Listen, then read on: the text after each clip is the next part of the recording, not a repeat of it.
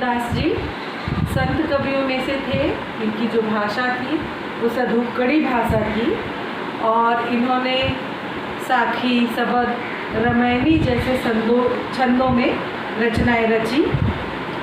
आज जो मैं आप सभी लोगों को पढ़ाऊंगी सबद, जिसको पद भी कहते हैं, जैसे तुलसीदास जी, मीराबाई और सूरदास जी भक्ति की रस में उन्होंने पदों की रचना की थी, उसी तरह से कबीरदास जी ने निर्गुण पद रचा है। मोको कहाँ ढूंढे बंदे, मैं तो तेरे पास में। कबीरदास जी कहते हैं कि ईश्वर कहता है कि मुझे कहाँ ढूंढ रहे हो, मैं तो तुम्हारे पास ही हूँ। ना मैं देवल, ना मैं मस्जिद, ना काबे कैलाश में। ना तो मैं मंदिर में हूँ और ना तो मैं मस्जिद में हूँ, ना ही मैं काबे में हूँ और ना ही मैं कैलाश में हूँ। ना तो कौने क्रियाकर्म में, न ही योग वैराग में। ना ही मैं किसी क्रियाकर्म में होता हूँ और ना ही मैं योग वैराग्य में हूँ। खोजी होए तो तुमते मिली हो पल भर की तलाश में। यदि मुझे पाना चाहते हो तो एक पल अपने आप को यदि साध सको, अपने अंदर अगर खोज लो, अपने आत्मा को अगर शुद्ध कर लो, तो आपकी आत्मा के अंदर ही, यानी मैं आपके शरीर के अंदर ही निवास करता हूँ।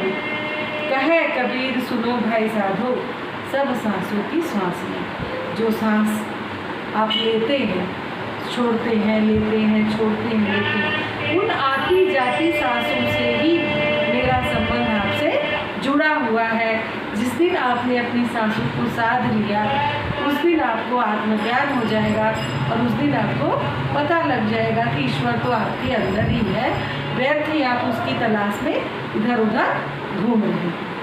अब दूसरा पद है, दूसरे शब्द में देखिए, कबीरदास जी कहते हैं कि जब व्यक्ति को ज्ञान हो जाता है, साधक अपने आप को साध लेता है, उसको जब आत्मज्ञान मिल जाता है, तब क्या होता है। कबीरदास जी शब्द में कहते हैं, संतो भाई आई ज्ञान की आंधी रे।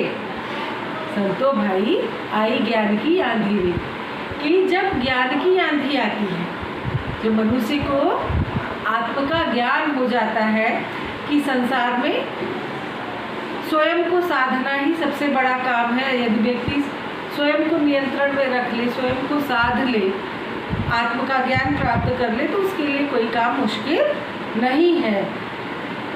जब ज्ञान प्राप्त हो जाता है तो क्या होता है, भ्रम की टाटी सबे उड़ानी, माया रही न भागा। जो मन में भ्रम होता है, वो भ्रम रूपी दरवाज़ा, टाटी का मतलब होता है दरवाज़ा, जो बांस की लकड़ियों को या सरपट को जोड़ करके बनाया जाता है आड़ करने के लिए, तो वो टाटी सारी उड़ जाती है, भ्रम रूपी दरवाज़ा उड़ जाता है। माया रहे न बांधी, और माया मोह अपने आप ही मन से हट जाता है और व्यक्ति को ये पता लग जाता है कि कुछ भी माया मोह में हमें नहीं उलझना है, सब बेकार की वस्तुएं हैं। हित चित द्वै थूनी गिरानी, मोह बलिंदा टूटा। थूनी का मतलब होता है खंभा, जिसके ऊपर झोपड़ी को टिकाया जाता है। झोपड़ी या मड़ई जो होती है उसको मोटे खंभे की तरह होता है, उसी को टिका होता है। हित चित्त की द्वै थूनी गिरानी, मन और आत्मा की जो दो थूनियाँ हैं, दो स्तंभ है, वो गिर जाते हैं।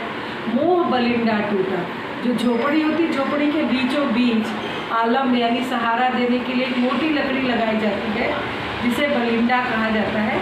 तो हमारे शरीर में भी मोह एक बलिंदे के समान है, एक धरनी के समान है। और जब आत्मज्ञान हो जाता है तो मोह माया रूपी जो विकार होते हैं वो अपने आप ही समाप्त हो जाते हैं। तृष्णा छान परी घरों पर, कुबुद्धि का भांडा फूटा। और हमारे मन में जो तृष्णा रूपी प्यास जगी रहती है ना, कि घर बन जाए, मकान बन जाए, बहुत सारी संपत्ति मिल जाए, गाड़ी मिल जाए, बंगला मिल जाए, कार मिल जाए, तो ये अपने आप ही समाप्त हो जाएगा। मन के अंदर एक संतोष का भाव जागृत होगा। कुबुद्धि का भांडा फूटा, जो बुद्धि दुर्बुद्धि हो जाती है, उसका भेद खुल जाता है कि अरे हमें जितनी आवश्यकता है उतना ही अर्जन करना चाहिए, बेकार में हमें भागदौड़ नहीं करना चाहिए। जोग जुगत करी संतो बांधी, निर्चू चुए न पानी। कबीरदास जी कहते हैं कि इस ज्ञान रूपी जो जब व्यक्ति को ज्ञान हो जाता है तो ज्ञान रूपी झोपड़ी को संत जो होते हैं बड़ा योग और युक्ति से उसको बांधते हैं कि उस पानी, उस झोपड़ी के अंदर एक बूंद पानी भी ना टपके। अर्थात जब आत्मज्ञान हो जाता है तो अपने शरीर को अच्छी तरह से नियंत्रित कर लेते हैं कि दोबारा से किसी प्रकार का उसमें विकार ना घुसने पाए। कूड़ कपट काया का निक्सा हरि की गति जग जाती। जब ईश्वर की प्राप्ति हो जाती है, ईश्वर का ज्ञान हो जाता है, तो मन में जो दुर्बुद्धि रूपी कुबुद्धि रूपी कूड़ा कचरा है होता है वो अपने आप ही समाप्त हो जाता है। आंधी पीछे जो जल बूठा, प्रेम हरि जल भीड़ा। जिस तरह से आंधी के आने पर, आंधी के साथ साथ जो पानी आता है तो धूल कचरा सब कुछ रहता है उसके साथ में, लेकिन जब आंधी चली जाती है और उसके बाद जो बारिश आती है तो शुद्ध जल की बारिश होती है। क्योंकि जो कूड़ा कचरा होता है बारिश के आने पर वो सभी कुछ बैठ जाता है, केवल क्या बचता है, जल ही जल बचता है। और प्रेम हरि जल भीड़ा, और उसमें जो हरि के भक्त हैं उस शुद्ध जल में भीगते हैं। कहे कबीर भान के प्रगटे, उदित भया तम किया।